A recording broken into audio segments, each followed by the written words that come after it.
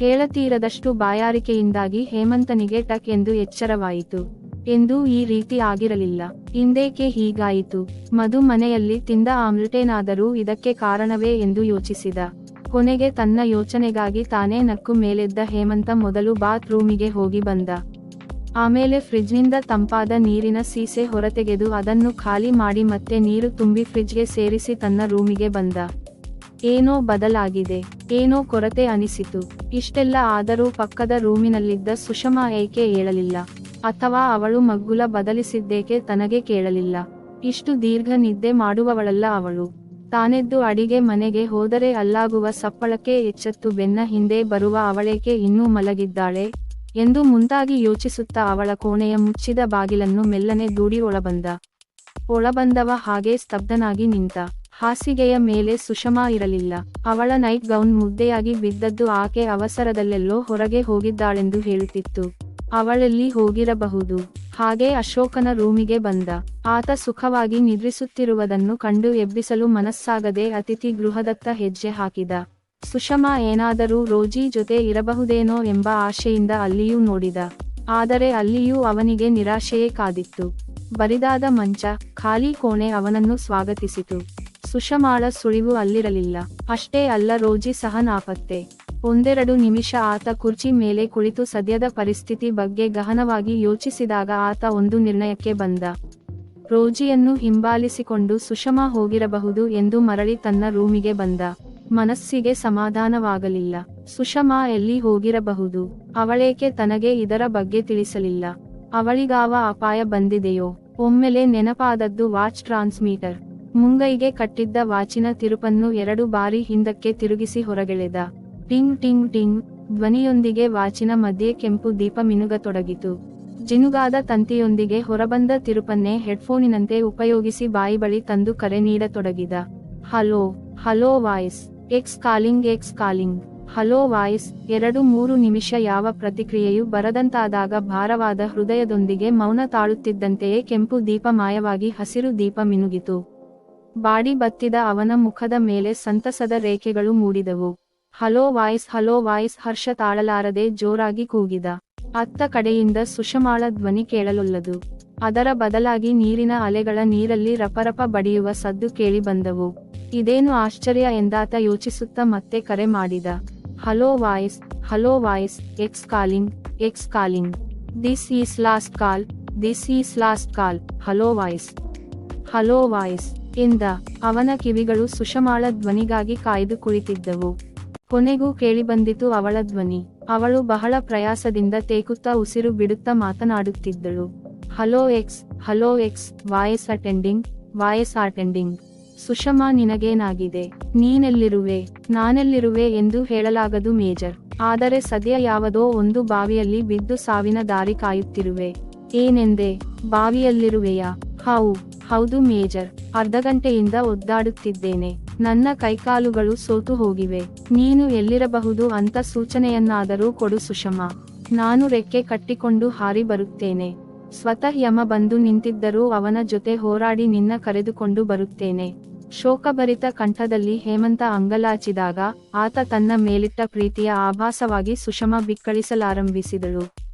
Major, ಈ ರೀತಿ ಮಾತನಾಡಬೇಡಿ. ನನ್ನ ಇಷ್ಟು ಪ್ರೀತಿಸಬೇಡಿ. ನಿಮ್ಮ ಪ್ರೀತಿಗಾಗಿ ನಾ ಸತ್ತರೂ ಪ್ರೇತವಾಗಿ ನಿಮ್ಮ ಬಳಿಯಾ? ಸುಷಮಾ, ಏನಾಯಿತು? ಏನೋ ಕಚ್ಚಿದಂತಾಯ್ತು ಮೇಜರ್. ಸುಷಮಾ, ನೀನೆಲ್ಲಿರುವೆ? ಬೇಗ ಹೇಳು. ಮೇಜರ್, ನಾನು ರೋಜಿಯ ಬೆಂಬತ್ತಿ ಬಂದೆ. ಆಕೆ ಹುಡ್ಕೋ ಕಾಲನಿಯ 3ನೇ ಮೇನ್ 8ನೇ ಕ್ರಾಸಿನಲ್ಲಿ 4ನೇ ಬಂಗಲೆಗೆ ಬಂದಳು. ಅಲ್ಲೇ ಗಂಟೆಗೆ 60 ಕಿಲೋಮೀಟರ್ ಓಡುವ ಅತಿಮಾನವನೊಬ್ಬ ಅವಳನ್ನು ಕೊಲ್ಲಲು ಬಂದ. ಏನೆಂದೆ? ಗಂಟೆಗೆ 60 ಕಿಲೋಮೀಟರ್ ಓಡುವ ಮಾನವನೇ? ನಿನ್ನ ತಲೆ ಕೆಟ್ಟಿಲ್ಲ ತಾನೆ?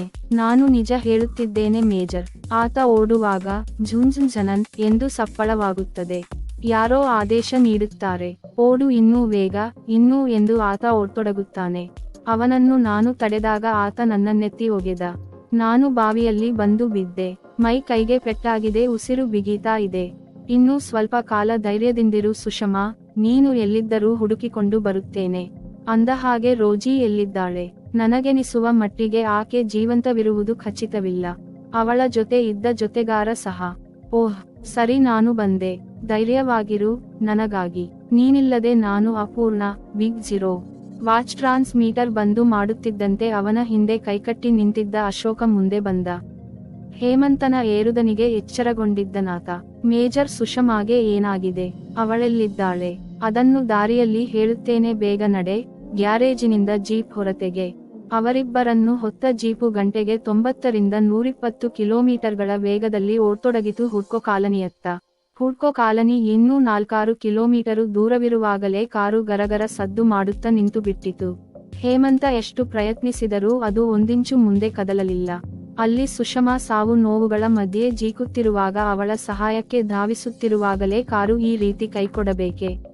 ಕಣ್ಣಲ್ಲಿ ನೀರು ಚಿಮ್ಮಿ ಬರುತ್ತಿದ್ದಂತೆ ಮೇಜರ್ ಕಾರಿನಿಂದಿಳಿದು ಕಾರಿನ ಬೊನಟ್ ತೆಗೆದು ಎಲ್ಲಿ ಏನಾಗಿದೆ, ಏನು ದೋಷವಿದೆ ಎಂದು ಪರೀಕ್ಷಿಸತೊಡಗಿದ. ಅರ್ಧ ನಿಮಿಷ ಕಳೆದಿರಲಿಲ್ಲ ಅಷ್ಟೇ. ಝನ್ ಝನ್ ಝನಕ್ ಸಂಗೀತದ ಝೇಂಕಾರ ಕೇಳಿಬಂದು ಹೇಮಂತನ ಮೈ ಎಲ್ಲ ಜುಮ್ ಎಂದಿತು. ಸುಷಮಾ ಹೇಳಿದ ಗಂಟೆಗೆ 60 ಕಿಲೋಮೀಟರ್ ವೇಗವಾಗಿ ಓಡುವ ಅತಿಮಾನವ. ಅವಳ ದುಸ್ಥಿತಿಗೆ ಕಾರಣನಾದವ ಅಲ್ಲೇ ಪ್ರತ್ಯಕ್ಷನಾಗಿದ್ದ. ಝನ್ ಝನ್ ಝನಕ್ ಝೇಂಕಾರ ಹೆಚ್ಚುತ್ತಾ ಬಂದಿತು. ಆ ಧ್ವನಿ ಯಾವ ಕಡೆಯಿಂದ ಬರುತ್ತಿದೆ ಎಂದು ಹೇಮಂತ ತಲೆ ಎತ್ತಿ ಸುತ್ತಲೂ ನೋಡತೊಡಗಿದ. ಏನಾಯ್ತು ಮೇಜರ್, ಏನು ನೋಡುತ್ತಿದ್ದೀರಿ? ಸುಷಮಾಳನ್ನು ಮೃತ್ಯು ಮುಖಕ್ಕೆ ದೂಡಿ ಬಂದಿರುವ ಗಂಟೆಗೆ 60 ಕಿಲೋಮೀಟರ್ ವೇಗದಿಂದ ಓಡುವ ಮಾನವನನ್ನು ನೋಡುತ್ತಿದ್ದೇನೆ. ಇದು ಅಸಂಭವ ಮೇಜರ್. ಅಸಂಭವವಲ್ಲ, ಪೂರ್ಣ ಸತ್ಯ. ಈ ಸಂಗೀತದ ಧ್ವನಿ ಕೇಳಿಬರುತ್ತಿರುವುದು ಆ ವ್ಯಕ್ತಿಯಿಂದಲೇ. ಅವನ ಮಾತಿನ್ನೂ ಮುಗಿದಿರಲಿಲ್ಲ. ಬಿರುಗಾಳಿಯಂತೆ ಓಡಿಬಂದ ಆ ಮಾನವ ಕಣ್ಮುಚ್ಚಿ ತೆರೆಯುವುದರೊಳಗಾಗಿ ಅವರಿಬ್ಬರನ್ನು ದಾಟಿಕೊಂಡು ಹೋದ. ಝನ್ ಝನ್ ಝನಕ್ ಸಂಗೀತ ಧ್ವನಿ ಒಮ್ಮಿಂದೊಮ್ಮೆಲೆ ಜೋರಾಗಿ ನಂತರ ಕ್ರಮೇಣ ಕಡಿಮೆಯಾಗುತ್ತಾ ಹೋಯಿತು. ಓ ದೇವರೇ, ಈತ ಮಾನವನಲ್ಲ, ಅತಿಮಾನವ. ಅತಿಮಾನವನೂ ಅಲ್ಲ, ಈತ ಯಮದೂತ. ಯಮದೂತ ಅಂದರೆ? ಆಮೇಲೆ ಹೇಳುತ್ತೇನೆ. ಮೇಜರ್ ಮತ್ತೆ ಕಾರಿನ ಯಂತ್ರದೆಡೆ ಆಕರ್ಷಿತನಾದ ಕಾರಣ ದೊರೆಯಿತು. ಹಲ್ಲಿಯೊಂದು ಯಂತ್ರದೊಳಗೆ ಸಿಕ್ಕು ಸತ್ತು ಹೋಗಿತ್ತು. ಅದನ್ನು ತೆಗೆದು ಸ್ವಚ್ಛ ಮಾಡುವಷ್ಟರಲ್ಲಿ 5 ನಿಮಿಷಗಳು ಕಳೆದಿದ್ದವು. ಕಾರು ಮತ್ತೆ ಓಡ್ತೊಡಗಿತು ಹುಡೋ ಕಾಲನಿಯತ್ತ. 3ನೇ ಮೇನ್ 8ನೇ ಕ್ರಾಸಿಗೆ ಪ್ರವೇಶಿಸಿದ ಕಾರು 3-4 ಮನೆ ದಾಟಿ ನಿಂತು ಬಿಟ್ಟಿತು. ಕಾರಿನಿಂದಿಳಿದ ಹೇಮಂತ, ಅಶೋಕ, ನೀರು ಬಡಿಯುವ ಸದ್ದು ಕೇಳುತ್ತಿದೇನೋ ನೋಡು. ಹಾವಿನ ಕಿವಿ ಮಾಡಿಕೊಂಡು ಸುತ್ತಲೂ ನಿಂತಲ್ಲೇ ತಿರುಗಿದರು ಇಬ್ಬರು. ಒಂದೆಡೆಯಿಂದ ಬರುತ್ತಿತ್ತು ಚಪಕ್ ಚಪಕ್ ಚಪ್ ಚಪ್. ಹಾಮ್ ಈ ಕಡೆ, ಅಶೋಕ ಕೂಗಿದ. ಇಬ್ಬರೂ ಓಡಿದರು. ಬಂಗಲೆಯೊಂದರ ಕಾಂಪೌಂಡ್ ಗೋಡೆಗೆ ಹೊಂದಿಕೊಂಡು ಇರುವ ಬಾವಿಯ ಬಳಿ. ಅಶೋಕ ಕಾರಿನೊಳಗಿರುವ ಬ್ಯಾಟರಿ ಮತ್ತು ಹಗ್ಗತ. ಅಶೋಕ ಓಡುತ್ತಿದ್ದಂತೆ ಹೇಮಂತ ಬಾವಿಯೊಳಗೆ ಬಗ್ಗಿ ಕೂಗಿದ, ಸುಷಮಾ, ಸುಷಮಾ, ಹಲೋ ಹಲೋ ಸುಷಮಾ. ಮರುಕ್ಷಣವೇ ಉತ್ತರ ಬಂದಿತು, ಎಸ್ ಮೇಜರ್. ಮೇಜರ್, ನಾನಿಲ್ಲೇ ಇದ್ದೇನೆ, ಬೇಗ. ನಾನು ಸೋತು ಸುಣ್ಣವಾಗಿದ್ದೇನೆ. ಸಂತಸದಿಂದ ಹೇಮಂತನ ಕಣ್ಣಲ್ಲಿ ನೀರು ಚಿಮ್ಮಿ ಗಂಟಲುಬ್ಬಿ ಬಂದಿತು. ದನಿ ಬಿಗಿ ಹಿಡಿಯುತ್ತಿದ್ದಂತೆ ಕಷ್ಟಪಟ್ಟು ನುಡಿದ, ಹೆದರಬೇಡ ಸುಷಮಾ, ನಾನು ಅಶೋಕ ಇಬ್ಬರೂ ಬಂದಿದ್ದೇವೆ. ಹಗ್ಗದಿಂದ ನಾನು ಕೆಳಗಿಳಿದು ಬರುವೆ. ಇನ್ನು 1-2 ನಿಮಿಷ ಮಾತ್ರ. ಅಶೋಕ ಬ್ಯಾಟರಿಯೊಂದಿಗೆ ಹಗ್ಗ ಸಹ ತಂದ. ಈ ಮಧ್ಯೆ ಕೂಗಾಟ ಕೇಳಿ ಬಂಗಲೆ ಜನ ಎಚ್ಚೆತ್ತರು. ದೀಪ ಉರಿಸಿ ಬಾಗಿಲು ತೆರೆದು ಹೊರಬಂದರು. ಅವರ ಜೊತೆ ಪುರಾಣಕ್ಕಿಳಿಯಬೇಕಾಗುತ್ತದೆ ಎಂದು ಅಂಜಿದ ಹೇಮಂತ ಸೊಂಟಕ್ಕೆ ಹಗ್ಗ ಬಿಗಿದುಕೊಂಡು ಬಾವಿಗಿಳಿದ. ಬಂಗಲೆ ಜನ ಅಶೋಕನಿಗೆ ಮುಗಿಬಿದ್ದರು. ಯಾರು ನೀವು, ಏನು ಮಾಡ್ತಾ ಇದ್ದೀರಿ? ಅಶೋಕನದು ಒಂದೇ ಉತ್ತರ, 2 ನಿಮಿಷ ನಿಲ್ಲಿ, ಎಲ್ಲಾ ಹೇಳ್ತಾನೆ. ಬಂಗಲೆ ಜನ ಕೇಳಬೇಕಲ್ಲ. ಅವರು ತಮ್ಮ ದರ್ಪ ತೋರಿಸಿಯೇ ಬಿಟ್ಟರು. ನಿಲ್ಲು, ಈಗಲೇ ಪೊಲೀಸರನ್ನ ಕರೆಸುತ್ತೇವೆ. ಇಲ್ಲದಿದ್ದರೆ ನಂತರ ನಾವು ತೊಂದರೆಯಲ್ಲಿ ಸಿಲುಕಬೇಕಾಗುತ್ತದೆ. ಅಶೋಕ ಮೊದಲು ಅವರ ಮಾತಿಗೆ ಪ್ರತೀಕಾರ ತೋರಿಸಲಿಲ್ಲವಾದರೂ ನಂತರ ಯೋಚನೆಯೊಂದು ಹೊಳೆದು ಅವರ ಹಿಂದೆಯೇ ಮನೆಯೊಳಗೆ ನುಗ್ಗಿದ. ಹೊರಗಿದ್ದವರು ತಡೆಯಲು ಪ್ರಯತ್ನಿಸಿ ವಿಫಲರಾದರು. ಮನೆ ಯಜಮಾನ ನಂಬರ್ ಜೋಡಿಸಿ ಕಿವಿಗೆ ರಿಸೀವರ್ ತಗಲಿಸಿಕೊಂಡು ಸಿಡಿಮಿಡಿ ಮಾಡುತ್ತಾ ಕುಳಿತಿದ್ದ. ಮಧ್ಯರಾತ್ರಿ ಮೀರುತ್ತಾ ಬಂದಿರುವಾಗ ಒಂದೇ ಬಾರಿ ಘಂಟೆ ಬಾರಿಸುತ್ತಲೂ ರಿಸೀವರ್ ಎತ್ತಲು ಯಾರಾದರೂ ಇರಬೇಕಲ್ಲ. ಯಾರೂ ಇರಲಿಲ್ಲ. ಮುಂದುವರೆಯುವುದು ನಮ್ಮ ಚಾನೆಲ್ನಲ್ಲಿ. ನಾವು ನಮ್ಮ ಆಡಿಯನ್ಸ್ಗೋಸ್ಕರವಾಗಿ ಸಂಗತಿಗಳು, ಕಥೆಗಳು, ಪುರಾಣಗಳು ಮತ್ತು ಇನ್ನಿತರ ವಿಷಯಗಳನ್ನೊಳಗೊಂಡು ವಿಡಿಯೋಗಳನ್ನು ಮಾಡುತ್ತಿದ್ದೇವೆ. ದಯವಿಟ್ಟು ಎಲ್ಲರೂ ನಮಗೆ ಸಪೋರ್ಟ್ ಮಾಡಿ.